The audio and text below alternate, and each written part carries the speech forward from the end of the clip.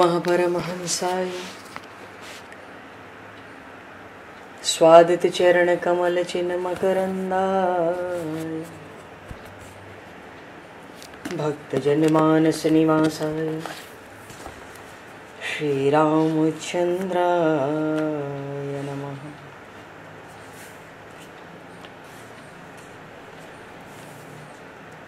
वंदे विदेहतनया पदपुंडरीकम् केशौरसौरभसमाहत योगिचेत्तम् हन्तुं प्रतापमनिशं मुनिहंससेव्यं सन्मानशालिपरिपीत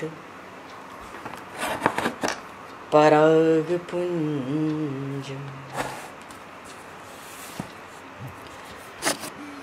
यत्र यत्र रघुनाथ कीर्तनं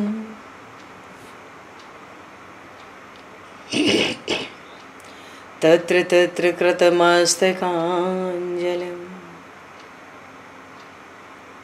बाष्पवारि परिपूर्णलोचनं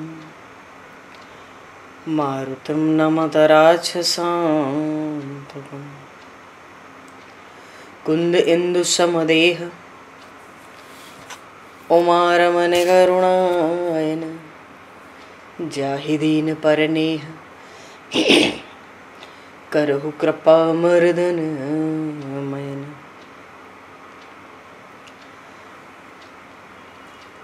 प्रहलाद नारद पराशर पुंडरीक व्यासे अम्बरीश शुक शौनक भीष्म दालभान रुक्मांगद अर्जुन वशिष्ठ विभीषणादीन एतानहं परम भागवतान् नमामि।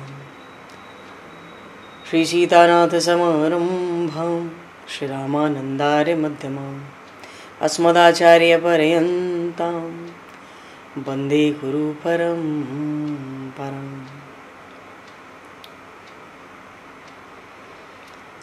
वर्णानामर्थसङ्घानां रसानां छन्दसामपि मङ्गलानां च कर्तारो वन्दे वाणी विनायकौ।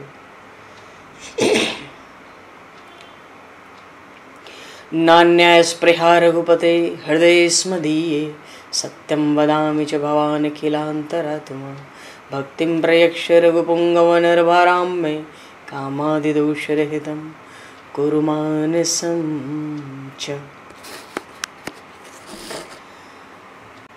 भक्त भक्ति भगवंत गुरु चतुर्नाम वपु एक तिनके पद वंदन के नाशहि विघ्न अनेक। बंधु तुलसी के चरण जिनकी न्यो जग काज कल समुद्र घोरत लगो प्रगट्यो सप्त जहां। श्री गुरु चरण सरोज रज निज मन मुकुर सुधार वर्णो रघुवर विमल यश जोदायक फल चार। हरि शरण। श्री राम जय राम जय जय राम। श्री राम जय राम जय जय राम।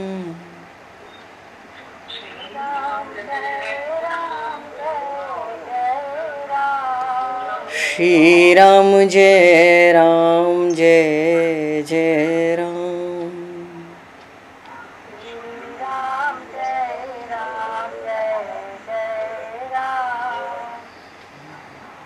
जय सिया राम जय जय हनुमान।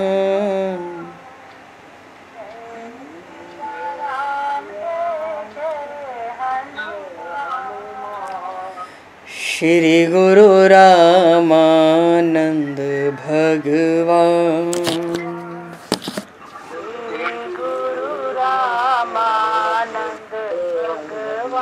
श्री गुरु रामानंद भगवान।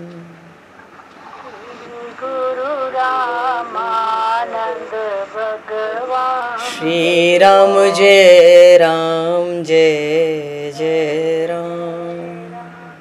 श्री राम जय राम जय जय राम। जय सिया राम जय जय सिया राम। जय सिया राम जय जय सिया राम। जय सिया राम जय जय सिया राम। जय सिया राम जय जय सिया राम। बोली सियावर रामचंद्र भगवान की जय। संपूर्ण राम दरबार की जय। श्री अवध मिथिला धाम की जय। श्री बांके बिहारी लाल की जय। 84 कोस ब्रजमंडल धाम की जय। श्री रामचरितमानस जी महाराज की जय। श्रीमन्नाम महाराज की जय। श्री पंडरीनाथ भगवान की जय। कली पावन अवतार गोस्वामी तुलसीदास जी महाराज की जय। सब संतन की जय, सब भक्तन की जय, समस्त वैष्णवन की जय, समस्त पूर्वाचार्य चरणन की जय, समस्त संप्रदाचार्यन की जय। श्री सद्गुरुदेव भगवान की जय। गंगा मैया की जय, जमुना मैया की जय, सरजू मैया की जय, गौ माता की जय, तुलसी माता की जय, पृथ्वी माता की जय, एकादशी महारानी की जय। जय जय श्री सीताराम, जय जय श्री राधेश्याम। नमः पार्वती पते हर हर महादेव। हरि शरणम। अनंत कोटि ब्रह्मांड नायक सर्वेश्वर पूर्ण परात्पर ब्रह्म असंख्य कल्याण गुणगण लय भक्तवांक्षा कल्पतरु शरणागत वत्सल भक्त वत्सल दीनबंधु दया सिंधु श्री कौशल्या आनंद वर्धन श्री दशरथ नंदन श्री जानकी कंठभूषण भगवान श्री सीताराम जी महाराज की असीम कृपा करुणा से श्री हनुमान जी महाराज की परम पावन भावमयी सन्निधि में महापुरुषों की भावमयी उपस्थिति में एवं आप सभी श्रद्धालु भक्त वैष्णवों की मंगल सन्निधि में मानव जीवन का सर्वोत्कृष्ट फल भगवत गुणगान भगवत कथा का आनंद हम सभी श्री राम कथा के माध्यम से प्राप्त करने जा रहे हैं। सर्वप्रथम आप सभी भक्त जनों के श्री चरणों में भगवत भाव से सादर वंदन सादर नमन। आप सभी को यथा योग्य जय सिया राम, जय जय श्री राधे, हरि श्याम, जय श्री राम।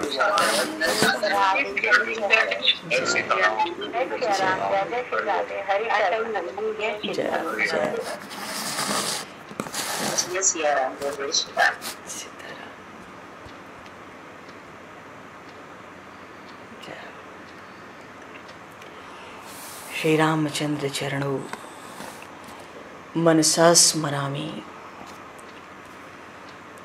श्री रामचंद्र चरणों वचसा गृणामि। श्री रामचंद्र चरणों सरसा नमामि। श्री रामचंद्र चरणों शरणं प्रपद्ये। माता रामो मत्पिता रामचंद्रः, स्वामी रामो मत्सखा रामचंद्रः, सर्वस्वं मे रामचंद्रो दयालुर, नान्यम जाने नैव जाने न जाने। मंगलम कौशलेन्द्रस्य महनीय गुणालये चक्रवर्ती तनुजाय सार्वभौमाय मंगलम। रामं रामानुजं सीतां भरतं भरतानुजं सुग्रीवं वायुसूनं च प्रणमामि पुनः पुनः। नमोस्तु रामाय सलक्ष्मणाय दिव्यै च तस्मै जनकात्मजाय। पूर्व प्रसंग में गोस्वामी जी कहते हैं कि हनुमान जी अशोक वाटिका में पहुंचे और हनुमान जी तो अभी अपने को प्रकट कर नहीं पाए।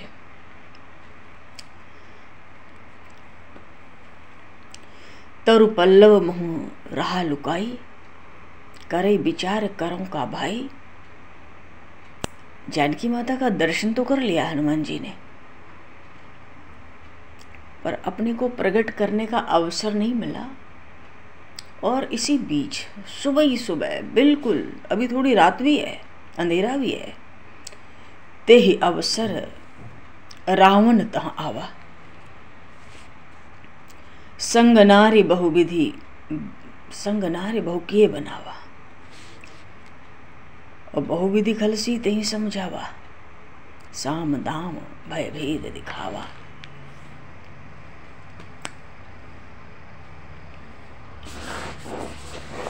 रावण आ गया।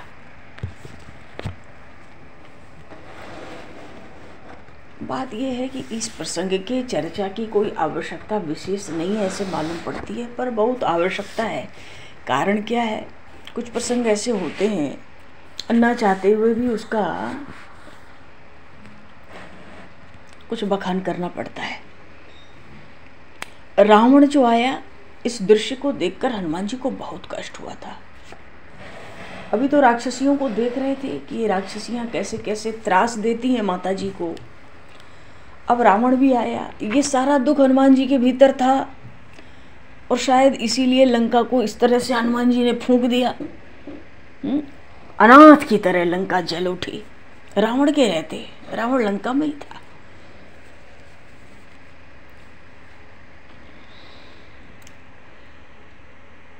देखो, हनुमान जी ने देखा कि राक्षसियां सोई हुई हैं। अशोक वन में अशोक वृक्ष के नीचे श्री सीता जी विराजी हुई है। शरीर अति दुर्बल हो गया था। कृष्ण तनुशीस जटा एक बेनी, जपति हृदय रघुपति गुण श्रेणी। ये सीतारा नंदिनी विदेह नंदिनी तो राम प्रेम की मूर्ति थी। स्वरूप तेजोमय था, आंखें अति दिव्य थी। माता जी किसी पर दृष्टिपात नहीं करती थी। उनकी नजर तो नासिका के अग्रभाग पर रहती थी। सतत उच्चारण करती थी, जप करती थी भगवान नाम का। श्री जनकराज तनया के दर्शन से हनुमान जी महाराज को अत्यंत आनंद हुआ। हनुमान जी ने प्रत्यक्ष तो अभी नहीं प्रकट हो पाए, अभी बनाव ऐसा बना नहीं, तो माता जी को मन ही मन हनुमान जी ने प्रणाम किया। तो श्री जानकी माता का दर्शन करते हुए विश्वास हुआ, कितना दिव्य स्वरूप है। मानो इनका वियोग प्रभु श्री राम किस प्रकार सहन करते हैं, मुझको आश्चर्य लगता है। अरे इनका दर्शन करने से तो मुझे अत्यंत आनंद हो रहा है। निश्चय ही मैं कृतार्थ हो गया हूँ। कृतार्थो हम दृष्ट्वा जनक नंदिनी। हनुमान जी कह रहे हैं, बोले श्री जनक राज तनया की जय। हनुमान जी कह रहे हैं, कृतार्थो हम दृष्ट्वा जनक नंदिनी। और दूसरी ओर रात्रि में रावण को स्वप्न हुआ, बानर दिखा। स्वप्न में रावण ने देखा कि कोई बानर लंका जला रहा है। राम जी का कोई सेवक लंका में आया हुआ है। प्रातः काल जगा, तुरंत रावण राक्षसियों के साथ अशोक वन में श्री जानकी माता के पास आया। माता जी को बहुत संकोच हुआ। रावण तरह तरह से मनाने लगा। कहता है कि तुम संकोच क्यों रखती हो? राम जी को खोजने के लिए मैंने बहुत प्रयत्न किया, पर कभी तो वो दिखते हैं और कभी दिखते ही नहीं है। कदाचित दृश्यते कैश्चित कदाचिन्नैव दृश्यते। कभी तो दिखते हैं, कभी नहीं दिखते। प्रभु को अपशब्द भी कहता है रावण। कहता है राम तो कृतघ्न है, गुणहीन है। वो दुष्ट कहता है वो अधम है। कृतघ्नो निर्गुणो अधम। वो तुमको भूल चुका है। क्यों राम जी में मन रखती हो? मैं तो तुम्हारा दास होने को तैयार हूं, मेरे अधीन बनो। रामायण में, वाल्मीकि रामायण में रावण ने राम जी की निंदा की, पर जब निंदा के भी शब्द सुनते हैं तो भक्त प्रेमी तो ऐसे होते हैं, वो उसको भी स्तुति बना लेते हैं। ऐसा अर्थ निकाल लेते हैं कि वहां भी प्रभु की स्तुति हो जाती है। देखो, वाणी की देवी वाग्देवी के तो पति हैं श्री राम, स्वामी ही है। रावण तो अभिमान के आवेश में मन चाहे जैसा बोलता है, परंतु उन शारदा को राम जी की निंदा सहन नहीं होती।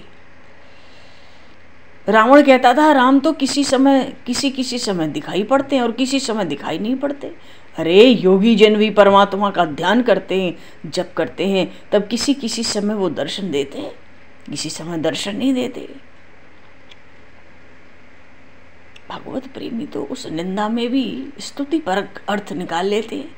किम करिष्यसि रामेण निस्पृहेण सदा त्वयि। रावण ने यह भी कहा माता जी से, राम जी तुम्हारे प्रति उदास हैं। अरे वो तो स्वयं ही आनंद स्वरूप है, उनको किसकी आवश्यकता है? किसी की नहीं। जो प्रेम करता है उनसे वो उसके अधीन रहते हैं, ये तो परमात्मा का स्वभाव है। रावण कहता है हृदयस्य न च स्नेहस्त्वयि रामस्य जायते। अरे तुम राम जी पर अनुरक्त हो, परंतु राम जी को तो तुम्हारा ध्यान भी नहीं है, वो तुम पर अनुरक्त नहीं है। तो ये भी बात ठीक है, भक्त भगवान में आसक्त होते हैं, भक्त भगवान में आसक्त होते हैं, परंतु भगवान के तो अनेक भक्त होते हैं, भक्तों के तो भगवान एक ही होते हैं, इसलिए भक्त एक ही भगवान में आसक्ति रखते हैं। जबकि भगवान के तो जितने भक्त हैं वो सब भगवान को भले लगते हैं। रावण आगे कहता है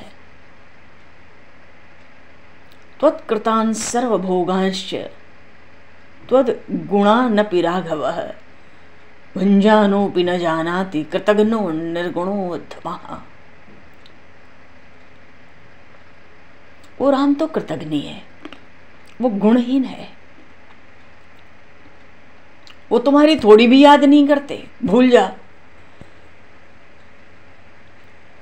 तो कृतघ्नी है।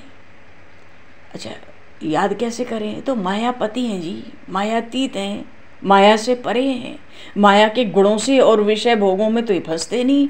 माया का बंधन राम जी को तोड़े ही है। रावण कहता है राम जी कृतघ्नी है। अरे परमात्मा के साथ जो प्रेम करता है, वैसे भी उसके जो संचित क्रियमाण या प्रारब्ध तीनों जो कर्म होते हैं परमात्मा नष्ट कर देते हैं जो प्रभु से प्रेम करता है। मानो हमारे जो किए हुए कर्म हैं, जब जीव भगवान के चरण में जाता है भगवान उन कर्मों को नष्ट कर देते हैं, तो कृतघ्नी ही तो हुए। राम जी निर्गुण है, कहता है गुणहीन है। गुणहीन का अर्थ तो निर्गुण हुआ। सतरजतम, इन तीनों गुणों से परमात्मा परे है, वो तो गुणातीत है ही।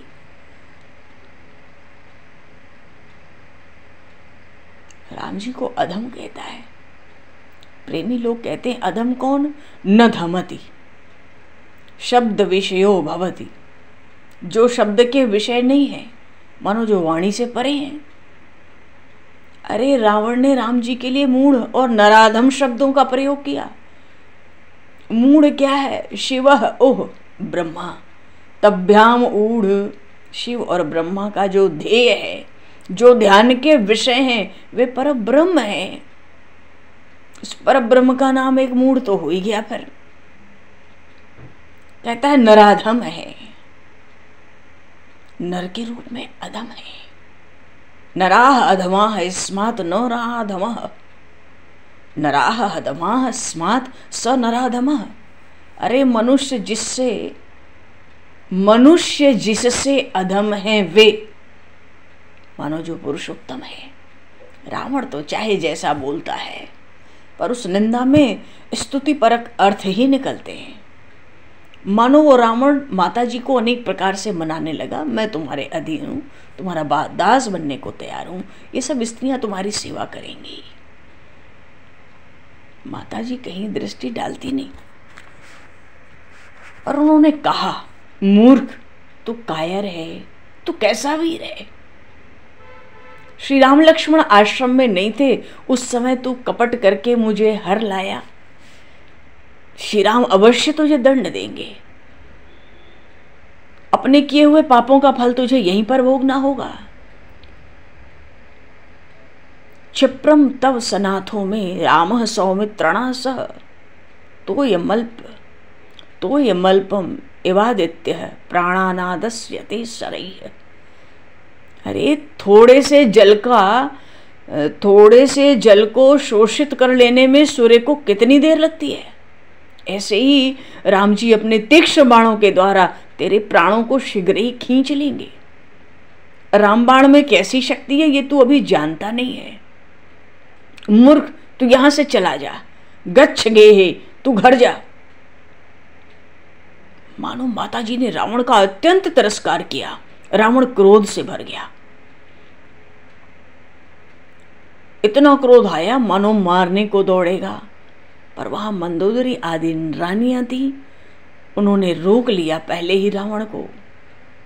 रावण अपनी ओर से कहता है, चलो मैं महीने 2 महीने का समय देता हूं, यदि हमारी बात नहीं मानती हो तो मैं इसको, राक्षसों कहता, मैं इसको खा जाऊंगा।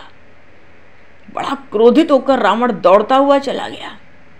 माताजी व्याकुल हो गई। मानो महीने 2 महीने की अवधि है, अभी तक कोई आया नहीं, अब मैं कहां जाऊं, क्या करूं। श्री हनुमान जी महाराज सब कुछ देख रहे हैं, सुन रहे हैं।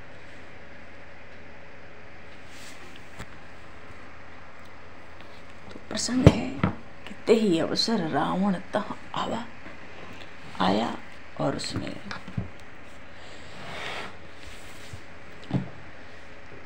कहता है, तव अनुचरी करऊं पन मोरा, एक बार बिलोक मोह मोरा। माता जी ने भी उसको खूब फटकार लगाई। तृणधरी ओट कहति वैदेही, सुमिर अवधपति परम स्नेही। और सुन दशमुख खगोत प्रकाशा, कबहू की नलिनी करे विकासा। असमन समुझ कहत जानकी, और खल सुध नहीं रघुवीर पान की। 60 सोने हरि आने मोही, अधम निलज्ज लाज नहीं तोही।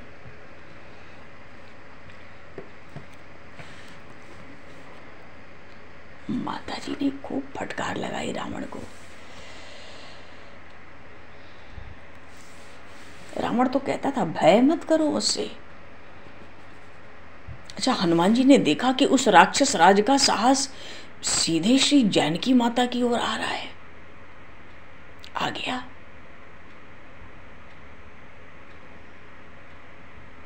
और माता जी की ओर देखकर बोलता नहीं है रावण, वो तो दिशाओं की ओर, चारों ओर देखकर बोलता है।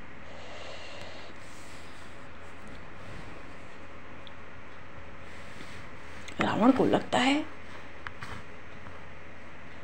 श्री जानकी का सौंदर्य तो त्रिभुवन में दुर्लभ है। प्रलोभन भी देता था रावण। और तुम कहो तो तुम्हारे पिता जनक को मैं पूरी पृथ्वी का राज्य दे दूं, जीत कर दे दूं। तुम अनुमति दो तो मंदोदरी आदि ये सब रानियों को तुम्हारी सेविका बना दूं। तुम्हारे सब भाई बंधु संपन्न होकर पृथ्वी का राज्य भोगें, पर तुम यहां से छूटकर जा सकोगी ये आशा त्याग दो। रावण डराता, प्रलोभन भी देता है, डराता भी है। राजा है ना, साम दाम दंड भेद सब नीति अपनाता है। डराकर कहता है देवता भी यहां आने का साहस नहीं कर सकते। राम को तुम अब कभी नहीं देख सकोगी, वे 100 योजन समुद्र पार नहीं कर सकते। तुम समझो, अरे राम तपस्वी हैं, पता नहीं जीवित भी हैं या नहीं। और जीवित भी हुए तो अंत में उनको निराश ही होना होगा। अरे दुख को त्यागो, लंका की स्वामिनी बनो।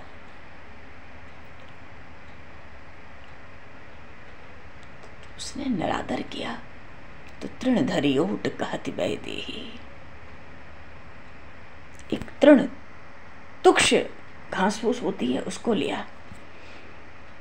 स्मृतियों में आया है पातिव्रत धर्म में सीधे किसी पर पुरुष से बात नहीं करनी चाहिए। बीच में किसी को रखकर बात करना अत्यंत आवश्यक हो, कुछ भी कहना तो बीच में किसी को रख के। अब वहाँ तो श्री विदेहराज तनिया के न तो पतिदेव हैं, न कोई भाई है, न कोई पिता है। माता जी ने तृण उठा लिया बीच में, धरती की ओर दृष्टि की और रावण को कहा, तू और तेरा वैभव इस तृण के समान अत्यंत तुच्छ है।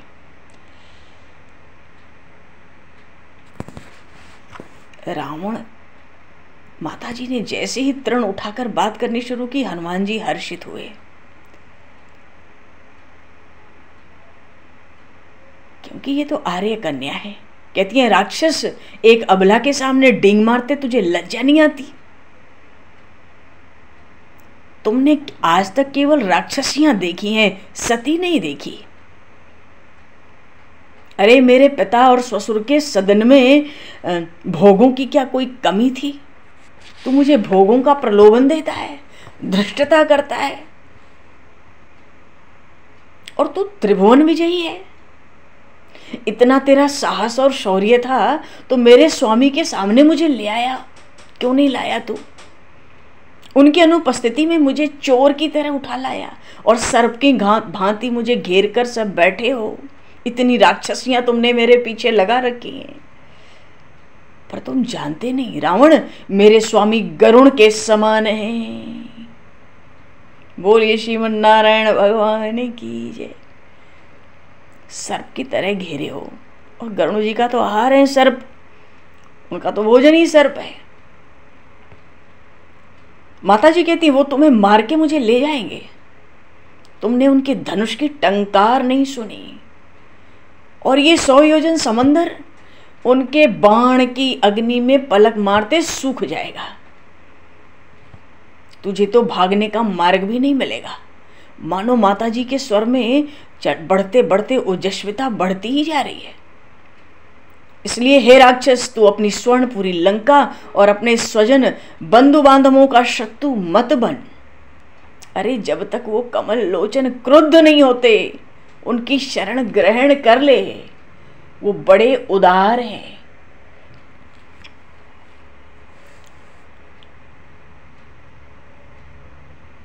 एक बार वो धनुष चढ़ा लेंगे, तब तेरे इन सिरों और भुजाओं को सियार नोच नोच कर खाएंगे। अभी कुछ नहीं बिगड़ा, वे शरणागत वत्सल है। रावण चिल्लाया, बड़ा क्रोध आया उसको लगा इतना कटु भाषण रावण के लिए, जिस रावण के भय से देवता दिन में भोजन नहीं कर पाते, रात को सो नहीं पाते, और रावण की रानियों के मध्य रावण की लंका में ही इतना कटु भाषण, रावण का इतना तिरस्कार।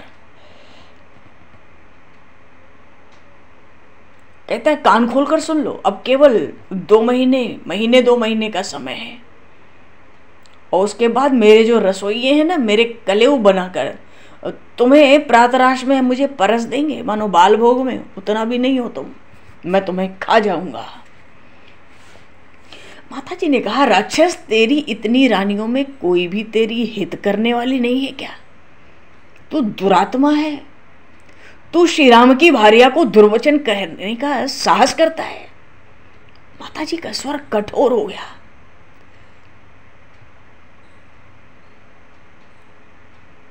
रावण के साथ जो गंधर्व सुर नाग कन्याएं थी, रानियां थी, उनके नेत्र में सजल हो गए। और जब माता जी का, श्री जानकी माता का क्रोध बढ़ा, तो मंदोदरी आदि जो दैत्य दानव की कन्याएं सब साथ आई थी ना, वो कांप उठी। ये सीता कहीं शाप तो नहीं देने जा रही है। पर श्री जनक नंदिनी तो क्रोध में बोलती गई, अब तेरी मृत्यु निश्चित है। अरे तू खरगोश होकर सिंहनी को कटुवचन कहता है।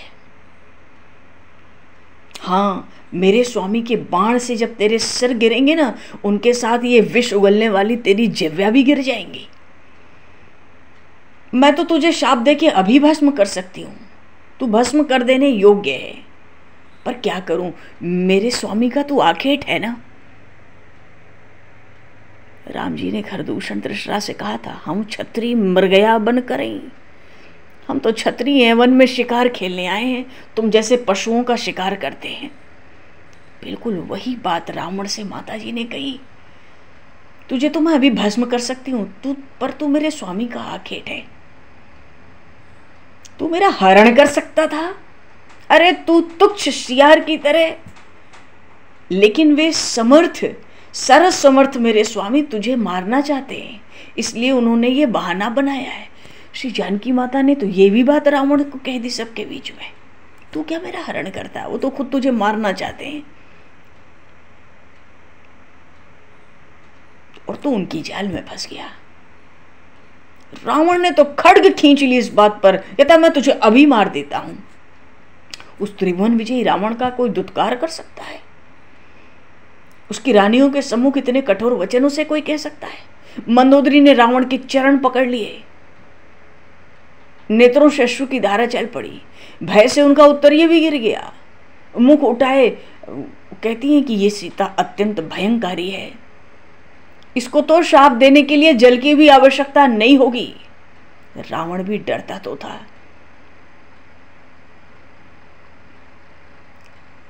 श्री जानकी माता ने इसको भस्म क्यों नहीं किया? इसको इतने दिनों से रह के लंका में श्राप क्यों नहीं दिया?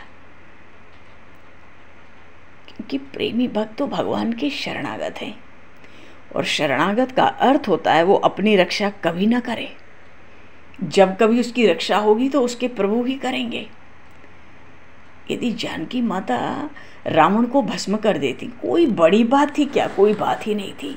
अरे वो तो पतिव्रता है, पर अगर अपनी रक्षा करने जाती तो पातिव्रत नष्ट हो जाता, शरणागति भंग हो जाती है उसी समय। पर मंदोदरी कांप उठी, सब गंधर्व कन्याएं कांप उठी। इनको श्राप देने के लिए जल की आवश्यकता नहीं है, तुम हट जाओ यहां से। अच्छा, मंदोदरी की उपेक्षा रावण कभी करता नहीं था, बहुत सम्मान करता था। त्रिपुर के निर्माता थे, मायावी मुकुटमणि मैं उनकी दुहिता है। वहां तो बहुत सारी राक्षसियां थी, कोई बिना नाक की, किसी का बाघ का मुंह था, किसी का सुअर का मुंह था, किसी के एक हाथ एक पैर थे, किसी के पास पैर थे ही नहीं, किसी के पैर घोड़े जैसे थे, कोई एक कान वाली थी। अरे तरह तरह के विचित्र इनके रूप थे, भयंकर थी ये राक्षसियां। रावण चलते चलते आदेश दे गया उन राक्षसियों को कि ऐसा प्रयास करो कि ये शीघ्र मेरे वश में हो जाए, मेरी बात माने। जो सफल हो तो भाई इसको पुरस्कार भी मिले। रावण को लौटना पड़ा, और जैसे ही रावण लौटा राक्षसियों ने घेर लिया श्री जानकी माता को। तो एक राक्षसी थी, वो आके माता जी से, देखो हनुमान जी सब सुन रहे हैं, दांत पीस रहे हैं, हाथ मल रहे हैं, पर अभी वो प्रकट नहीं हुए किसी तरह, क्योंकि जानकी माता को भी तो परिचय नहीं दिया। क्या पता प्रकट हो जाएं और रावण पर कूद भी पड़े, तो पता नहीं जानकी माता उसको कोई माया का बानर न समझे। तो वो तो सबको सिखा गया कि इसको तुम लोग समझाओ।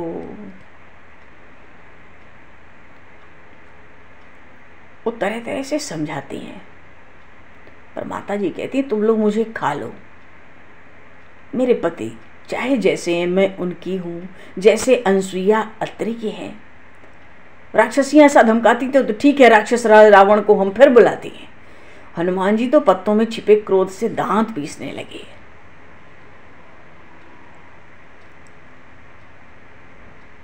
जानकी माता ने एक शाखा पकड़ ली,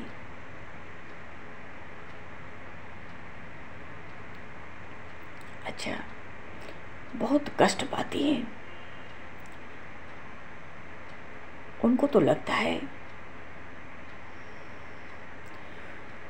कि मेरे स्वामी, मेरे आराध्य, मेरे जीवन को धिक्कार है कि ऐसी बातें सुनकर भी मैं मर नहीं जाती।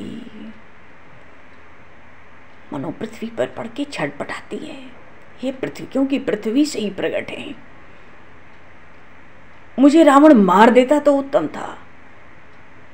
मेरा हृदय वज्र का बना है जो ऐसे कलेश से भी फट नहीं जाता।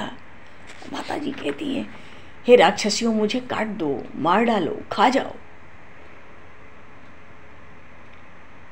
मेरे सर्वस्व श्री राम है, वे दयालु हैं, समर्थ हैं। मेरा ही कोई दोष है जिससे वे मेरी रक्षा करने अभी तक नहीं आए। अरे विराट को जिन्होंने मार दिया वो मेरे नाथ मेरी उपेक्षा क्यों करेंगे? मेरे स्वामी तो जहां है वहीं से भी बाण चढ़ाकर लंका को ध्वस्त कर सकते हैं। इस दासी को कैसे भूल गए? मेरी दुर्दशा जानते तो शांत नहीं बैठ सकते थे। तात गिद्धरा जटायु ने मुझ हतभागिनी के लिए देह त्याग कर दिया। मेरी दशा मेरे स्वामी श्री राम को सुनाने वाला भी तो कोई नहीं है, नहीं तो समुद्र सुखाकर वे अवश्य मेरा उद्धार करेंगे।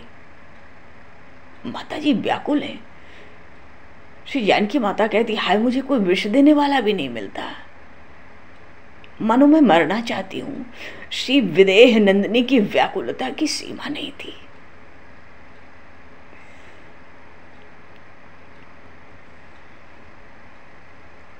फिर सोचती है मेरे स्वामी को कल्पना भी नहीं होगी कि उनके वियोग में जानकी इतने दिनों तक जीवित रहेगी।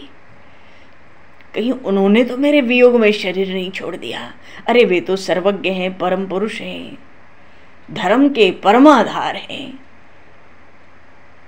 मेरी ओर से उदासीन कैसे हो गए?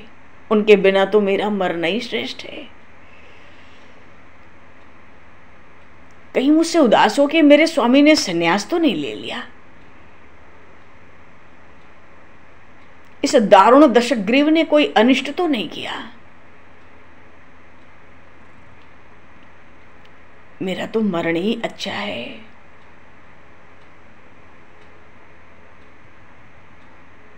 राक्षसियां क्रोधित हो जाती हैं ऐसी बातें सुनकर, पर उनको लगता कहीं अनजाने अनजाने ये मर गई हमारे हाथ से। उनको क्या पता यहाँ कौन बैठी है शोक वाटिका में। तो राक्षस राज रावण हमें भी जीवित न छोड़े। अरे जल्दी समाचार सुनाओ, ये मरना चाहती हैं।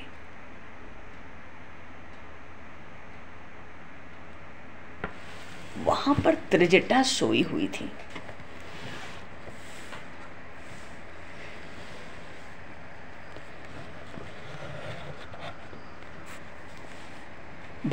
भवन गए उदस कंधर,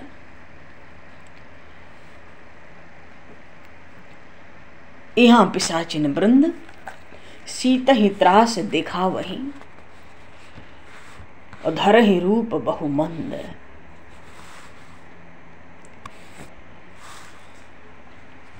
रावण जब जाने लगा,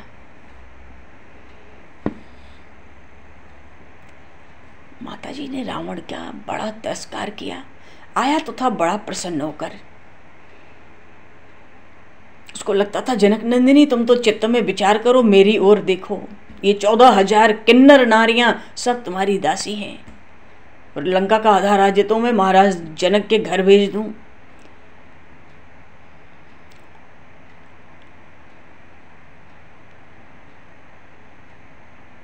चौदह सहस्र रानियों में आज तुमको पट्ट महर्षि का पद दे दूं। पर माताजी कब तक वाणी को रोकती।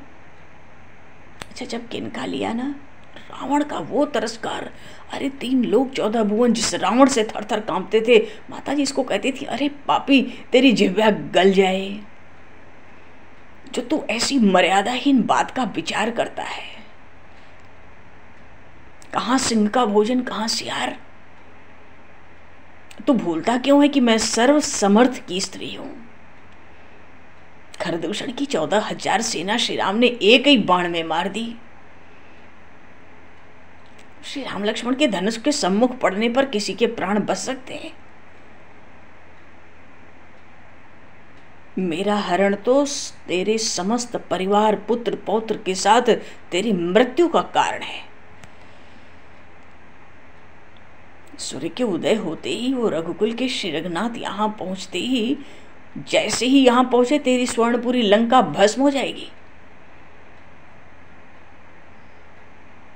रावण को भी लगता है, रावण कह रहा था माता जी से कि तुमको सब लोग अभद्र बतलाते हैं। हर कोई मुझे कहता है सीता मार डालने योग्य नहीं है, इसलिए मैं तुम्हारी बात सहता हूं। नहीं तो बिना किसी परिश्रम के तुम्हें मैं आज ही रात में, कल सवेरे ही मार डालूं। हम जाति के राक्षस हैं, हमें किसी के शरीर से मोह नहीं होता। हम लोग तो स्वभाव से ही निर्दयी हैं। धर्म की बात हम क्या जाने, मनुष्यों का भक्षण करते हुए घूमते हैं।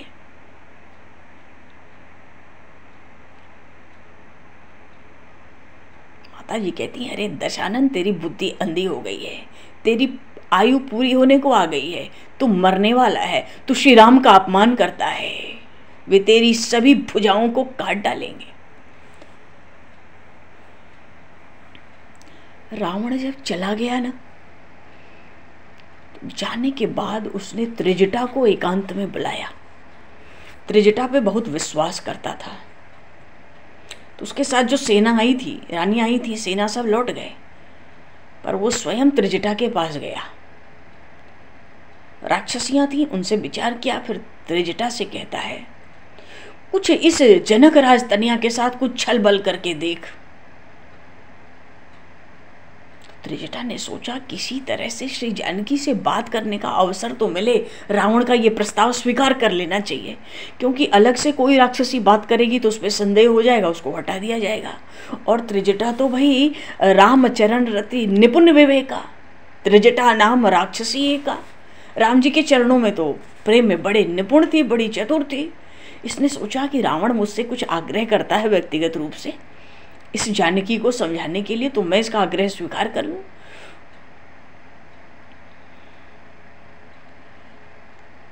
तो इसी आशा के बहाने ये मुझे श्री जानकी के पास जाने का, एकांत में बैठने का अवसर दे देगा।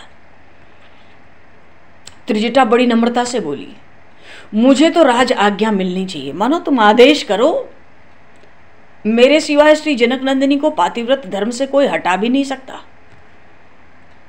रावण खुश हो गया, आज्ञा दे दिया, जाओ एकांत में उसको समझाओ। त्रिजटा प्रसन्न हो गई, बड़ी प्रसन्न हुई, श्री सीता जी के पास आई, बोली आप ये लंबी लंबी दीर्घ श्वास लेना बंद करो, आप भय करना बंद करो, आपको तो पूर्ण आनंद घन परमात्मा श्री राम मिलेंगे।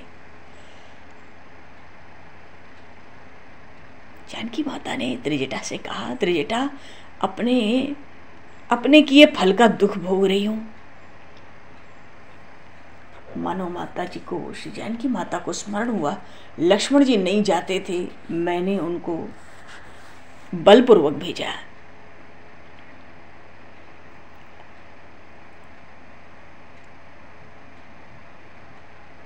राक्षसियां सुन रही थी तो त्रिजटा ने पहले राक्षसियों को भी सुनाया। हाँ, त्रिजटा ठीक बात करती है। धीरे धीरे वो राक्षसियां भी हट गई।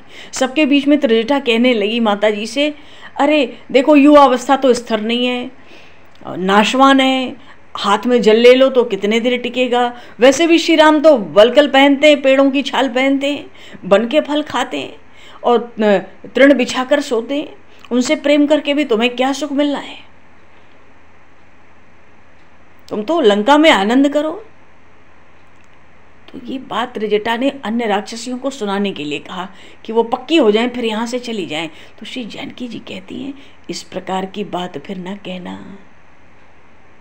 अरे संसार में रावण जैसे करोड़ों सियारों के झुंड हैं, मैंने तो अपना मस्तक श्री राम रूप सिंह को दिया है, मानो एकमात्र श्री राम ही मेरे स्वामी हैं। जब सब राक्षसियां चली गई कि ठीक समझा रही है, ये बिल्कुल ठीक समझा रही है। त्रिजटा ने माता जी से कहा, ये रावण तुझको क्यों हर के ले आया? इसके मन में पाप भर गया था। त्रिजटा बार बार कहती है, ये रावण बहुत मंद बुद्धि है। मुझे पता है आप शोक की अग्नि में शरीर को गला देंगी, पर उसकी कोई बात नहीं सुन सकती। आप इसके 10 कंधों को तोड़ने का कारण बनेंगी, आपके कारण इसके 10 मस्तक कटेंगे।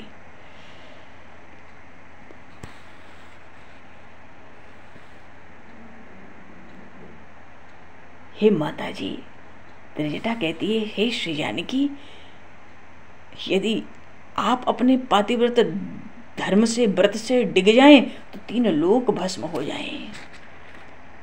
अरे आपसे तो त्रिभुवन में, 3 लोक में पातिव्रत धर्म का प्रभाव टिका हुआ है।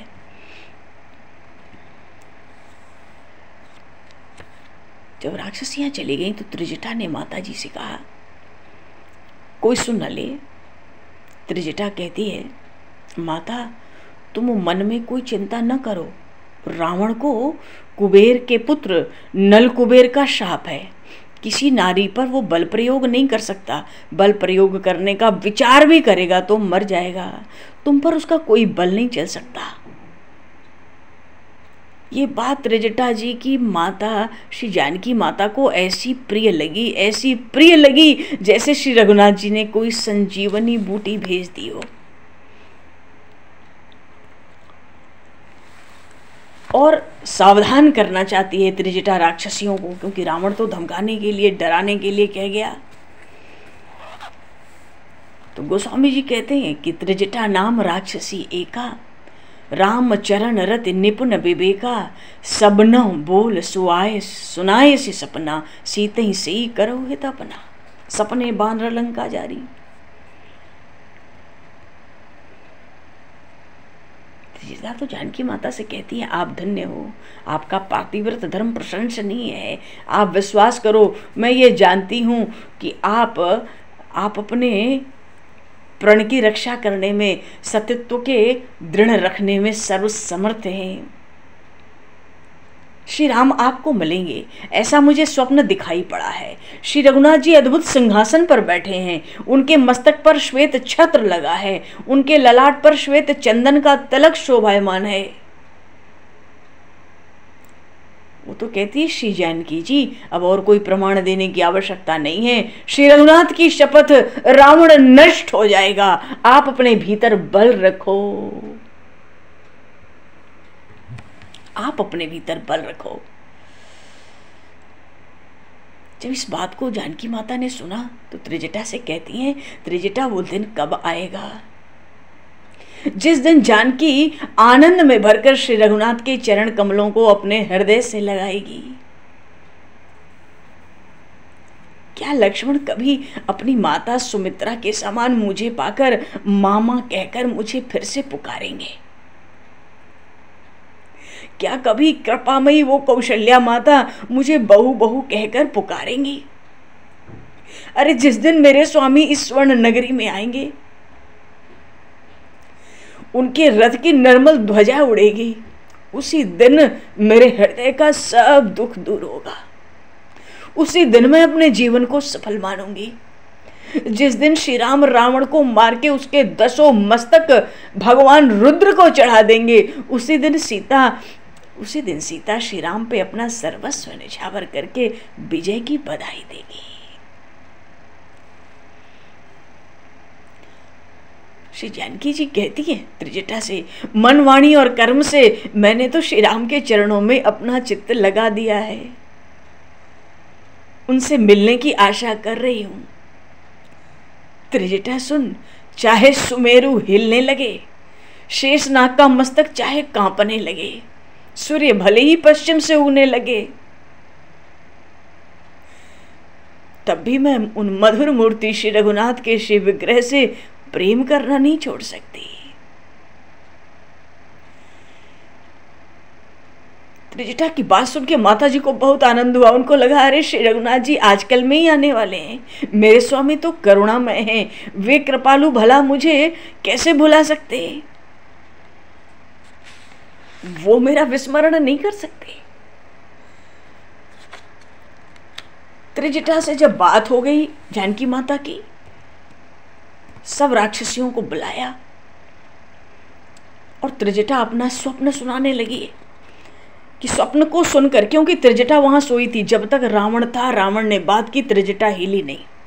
जब रावण जाने लगा उसको बुलाया, सुनकर आई, लौटकर उस त्रिजटा ने राक्षसियों को बताया, अरे भोर का समय था, मैं यहीं सोई थी, मैंने अभी अभी स्वप्न देखा है, 4 दिन के भीतर यह स्वप्न सत्य होगा, जिस समय देखा है, जिस मुहूर्त में देखा है, 4 दिन के भीतर यह स्वप्न सत्य होगा। हनुमान जी महाराज सब कुछ सुन रहे हैं।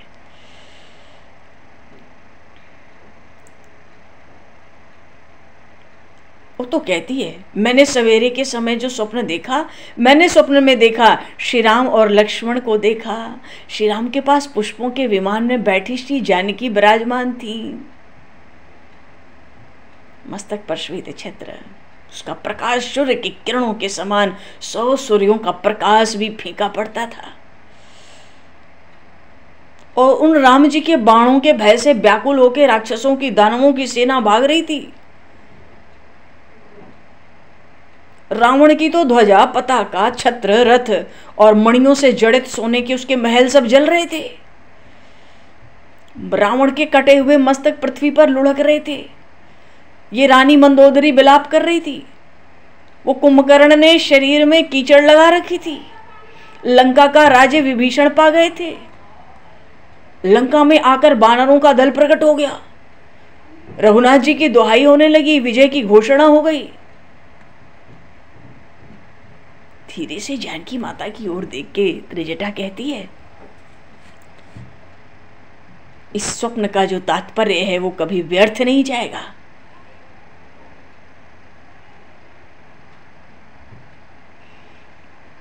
श्री जानकी माता व्याकुल हो गई। हा श्री राम, हा लक्ष्मण, हा माता कौशल्या।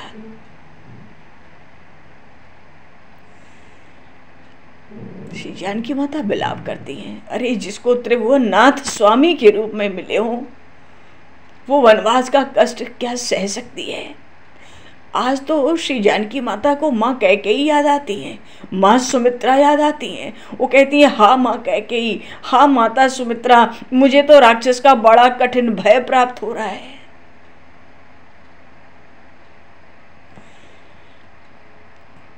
दो अपराध मुझे जान पड़ते थे।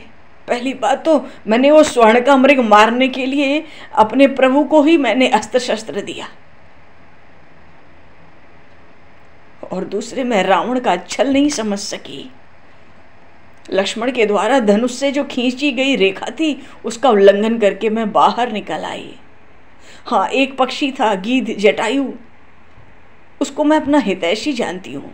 राक्षस ने उसका अंग भंग कर दिया, पक्ष ही काट दिए, पंख ही काट दिए, तो क्या करता। उस भक्त पक्षी का भी तो अपराध हो गया। लगता है इसी कारण श्री रघुनाथ आने से रुके हैं, अपने मन की गति को रोक लिए हैं, अन्यथा इच्छा करते हुए यहां पहुंचने में समर्थ हैं। वो इतना कहते कहते बायां नेत्र वक्षस्थल फड़क उठे, अंगों ने शुभ शकुन प्रकट किए। जानकी जी को उनको समझ आया, अरे आज तो मैं श्री रघुनाथ का संदेश पाऊंगी। ये शुभ लक्षण बता रहे हैं, वियोग के दुख का संग छूट जाएगा।